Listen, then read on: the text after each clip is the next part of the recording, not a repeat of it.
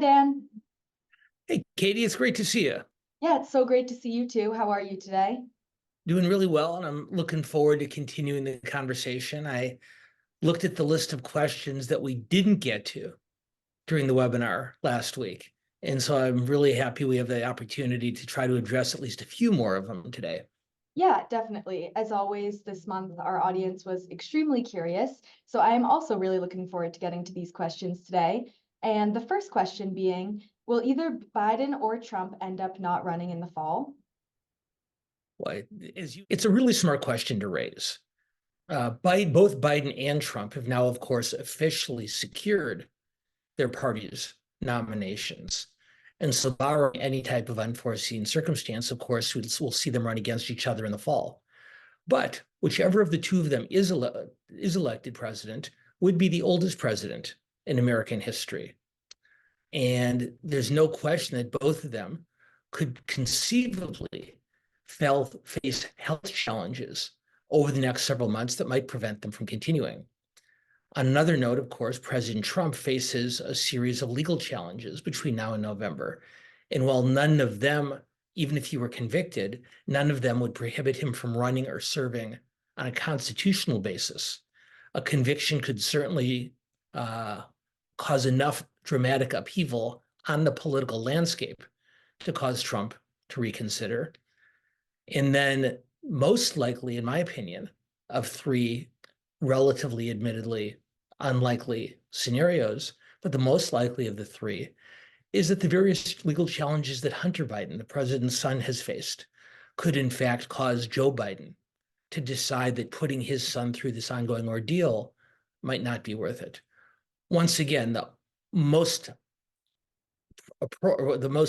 probable outcome is a Biden versus Trump rematch.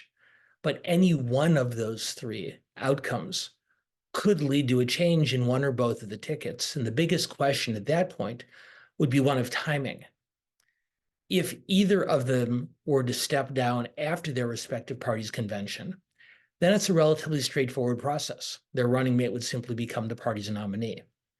But something that happened between now and the conventions this July and August, it's a much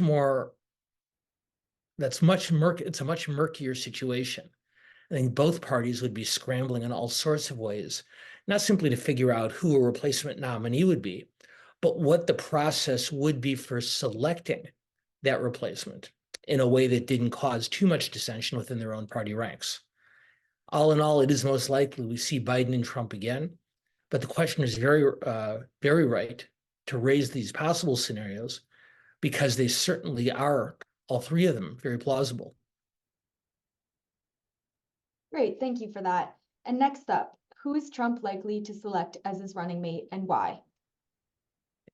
Well, we don't know who Donald Trump is going to select. And one of the things that is very clear that he enjoys to a great extent is the media coverage that comes from him hinting who his nominee might be. But rather than speculating about a particular name, I guess I'd offer you two broader thoughts. One, it's worth thinking back to 2016 when Trump selected Mike Pence to be his running mate. At that point, almost 8 years ago, Trump was viewed with great suspicion by religious conservative voters, particularly evangelical and fundamentalist Republicans. And by choosing Pence, he was able to reassure them that he was someone they could trust with their vote. Similarly, there were a lot of members of the Republican establishment who did not yet trust Trump. And once again, by selecting a familiar figure like Pence, he was able to assuage some of those concerns also. 8 years later, Trump doesn't need help with religious conservatives. He's appointed 3 Supreme Court justices, about whom they're all very, very happy. So now his imperatives are something different. Donald Trump's biggest challenge at this point actually is not so much political as it is financial. In other words, Trump needs someone who can reassure the donor community, some of America's wealthiest Republican financial contributors, to give to the ticket. And so picking someone who has a good relationship with those large-scale million-dollar, multi-million-dollar donors is probably his greatest imperative at this point. And it's now being speculated that while Trump, of course, would never pick a pro-choice running mate, He's probably not going to select someone who is extremely ardent, who's an extremely ardent opponent to abortion. And so potential options like Senator Tim Scott of South Carolina or Governor Kristi Noem of South Dakota are so emotionally invested in the abortion issue. Trump sees them as people who might cause his donors some discomfort. So again, he's not going to pick a pro-choice Republican. He's not going to pick a moderate Republican. But he might be looking for someone who, instead of reassuring religious voters or establishment Washington types, can make the big check writers feel a little bit more comfortable with Trump. And we'll see over the next few months who that is. But given his immense legal fees, given the trouble that the Republican National Committee has had raising money, I could see him picking a running mate who can reach out to those big donors. Very interesting. And for our final question of the day, what will be the effect of third-party and independent candidates on the election? I know I sound like a broken record to some degree on these questions, but of course we don't know. Here's what we do know, is that it's been more than 30 years since a third-party candidate got a large percentage of the vote. That was Ross Perot all the way back in 1992, when he achieved a 19% support in the final vote tallies. And right now, Robert F. Kennedy Jr., who's running as an independent, but is considering joining the Libertarian Party for reasons relating to ballot access, Kennedy's polling at about those levels.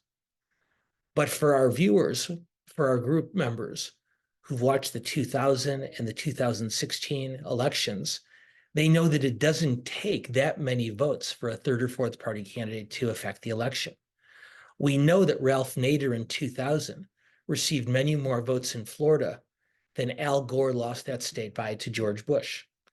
We know that Jill Stein and Gary Johnson in 2016 received more votes in key swing states than Hillary Clinton lost those states to Donald Trump by. So it doesn't take a lot of votes. And with candidates like Kennedy, like the Professor Cornel West, like several, like the No Labels movement flirting with a potential third-party candidate, there's no shortage of potential candidates who might not get an immense number of votes, but in a very close election could still end up making a very important difference. So at this early stage, Kennedy looks like the one who's most likely to have that type of impact. But it's worth noting that most voters don't know a lot about Robert F. Kennedy Jr. at this point, except for his surname. And if it does look going forward that he might mount a more plausible candidacy, I could see the Biden campaign in particular making an immense effort to let voters know why they shouldn't support Kennedy. So in an election with many unknown variables, this might be the most important one. Well, thank you so much for those answers to our questions. And I'm already really looking forward to our next webinar on April 4th. I'm really looking forward to it too, Katie. So I'm sure we'll talk between now and then, but I will see you and I'll see all of you in just a couple of weeks. Sounds good. Thanks, Dan. Thank you.